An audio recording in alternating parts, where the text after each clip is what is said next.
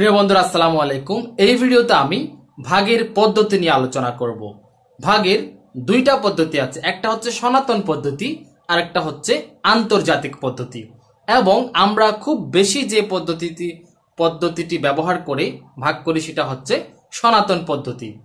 এবং এই সনাতন পদ্ধতি এবং আন্তর্জাতিক পদ্ধতির মধ্যে খুব বেশি একটা পার্থক্য নেই, তবে অল্পটুকু হলেও যে পার্থক্য আছে সেটা হচ্ছে ভাগফলের অবস্থানের ক্ষেত্রে।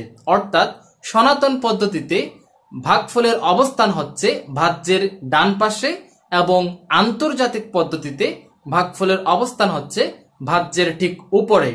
এই হলো মূল পার্থক্য।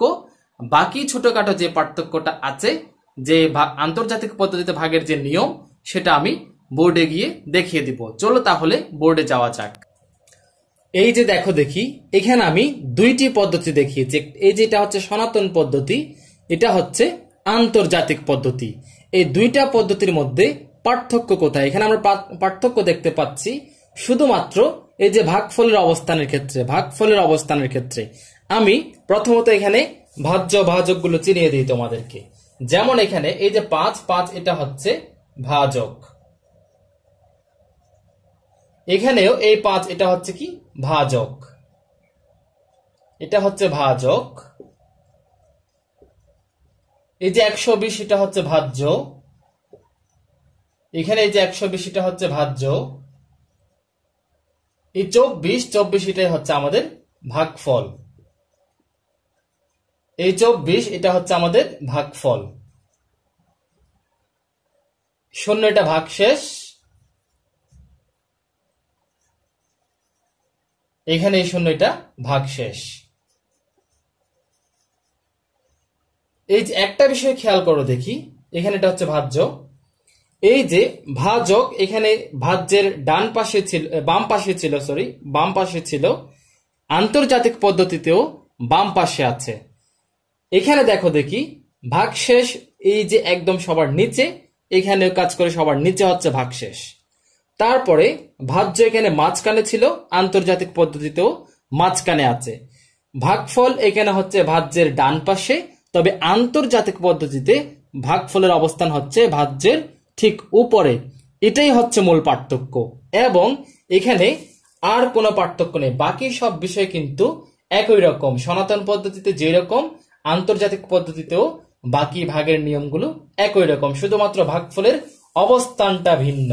এবং এখানে আরেকটা নিয়ম বলে রাখি, এবার আমি আন্তর্জাতিক পদ্ধতি নিয়ে আলোচনা করব। সেটা হচ্ছে প্রথমত এই যে যেটা করেছি এটা দেখাই। যেমন আমরা 5 দিয়ে যদি 1 কে দেই, তাহলে মানে 5টা এক অঙ্কের, তাই আমরা এক অঙ্কে নিব। প্রথমত এক অঙ্ক হচ্ছে কত? 1 হচ্ছে 5-এর চেয়ে ছোট, তাই আমরা আরেক অঙ্ক বাড়িয়ে নিব। 2 সহ নিলাম, 2 সহ নিলে হয়ে যায় 12 হচ্ছে 5-এর চেয়ে বড়। এবং এখন আমরা 12 এর মধ্যে 5 কয়বার যায় দেখব। 12 এর মধ্যে 5 2 বার যাচ্ছে। এই যে 2 বার দিলাম আমরা, 2টা আমরা কোথায় বসাবো, এটাই হচ্ছে ইম্পর্টেন্ট বিষয়। এই যে 2 কে দেখো দিকে, অনেকে 2 কে তোমরা যদি 1-এর উপরে এরকম যদি 2 লিখে দাও, 1-এর উপরে 2 লিখে দিলে, তাহলে তোমার পদ্ধতির মানে তোমার ভাগ অঙ্কটি ভুল, মানে তোমার ভাগফল বসানোর নিয়মটি অবশ্যই ভুল। তাহলে তোমাকে 2টা বসাতে হবে কোথায়? আমরা 2 অঙ্ক নিয়েছি, ঠিক 2 অঙ্কের শেষ কোনটা? যে 2 হচ্ছে শেষ অঙ্ক, 2 এর উপরে আমরা 2টা বসাবো। তারপর বাকিগুলো এরকম এর পরবর্তীতে যাবে, এরকম যাবে। এরকম যদি আমি আরো অঙ্ক যদি দেখাই তোমাদের, যেমন মনে করো আরেকটা বড় থেকে যদি দেখাই, যেমন 5কে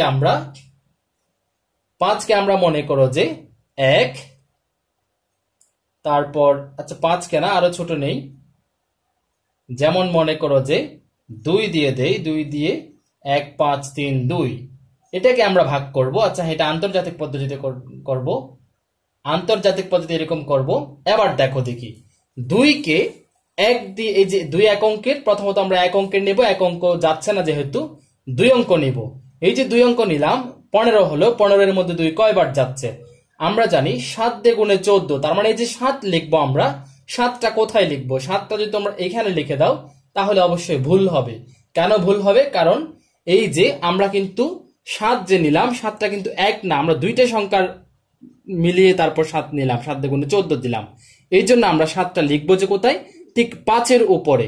5 হচ্ছে এই যে এখানে এই যে 5-এর উপরে আমরা 7টা লিখবো, তারপর এখানে 14 লিখবো, তারপর এই যে ভাগের নিয়মে আবার বিয়োগ করব, 1 পাচ্ছি, এবার 3 নামবে।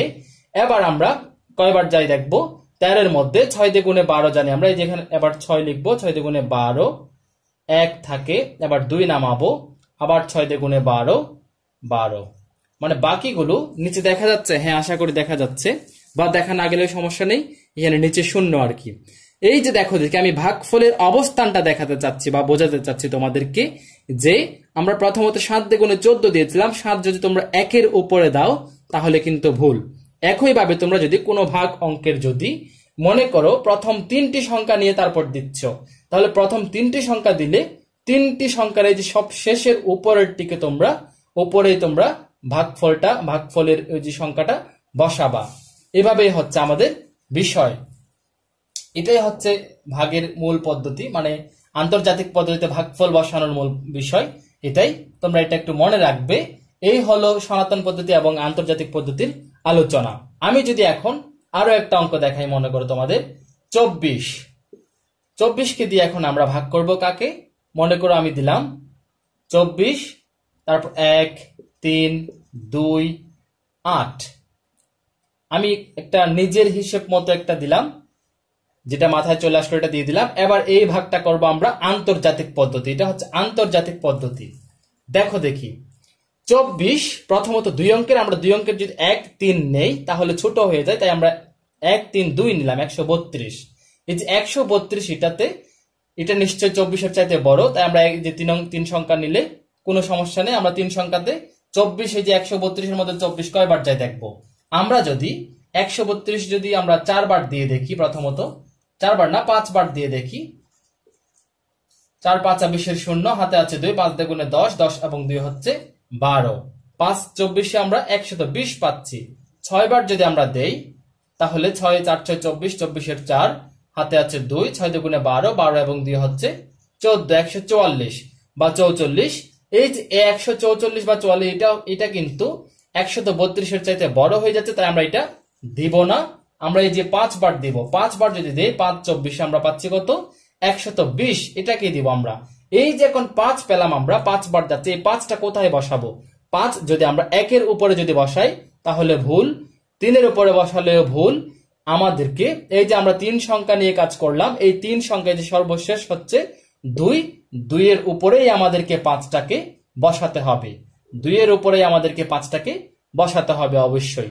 তাহলে 5 24-এ কত, 120। এবার আমরা লিখবো, এবার বিয়োগ করব 2, 1, এবার 8 নামাবো। এবার বাকিগুলো কিন্তু একই রকম, মানে এরপর থেকে যাবে আর কি। এবার 128-এর মধ্যে 24 কয়বার যায়, তাহলে যেহেতু আমরা একবার করেই নিলাম, 5 24 120, 6 বার দিলে বেশি হয়ে যায় 128-এর চেয়ে, তাই আমরা আবার 5 বার দেব, এটা সমস্যা নাই, 120। তারপর 8 আসে, এই 8টা হচ্ছে আমাদের, এই যে 8টা হচ্ছে আমাদের ভাগশেষ, 55টা হচ্ছে আমাদের ভাগফল, 24 তো ভাজক, এবং এই যে 1328 সেটা হচ্ছে ভাজ্য। আশা করি তোমরা আন্তর্জাতিক পদ্ধতিতে ভাগের নিয়ম, ভাগফল বসানোর নিয়ম, আন্তর্জাতিক পদ্ধতি এবং সনাতন পদ্ধতির মধ্যে মূল যে পার্থক্যটুকু তোমরা আশা করি বুঝতে পেরেছো। ভালো থেকো, সুস্থ থেকো, দেখা হবে পরের ভিডিওতে। আল্লাহ হাফেজ।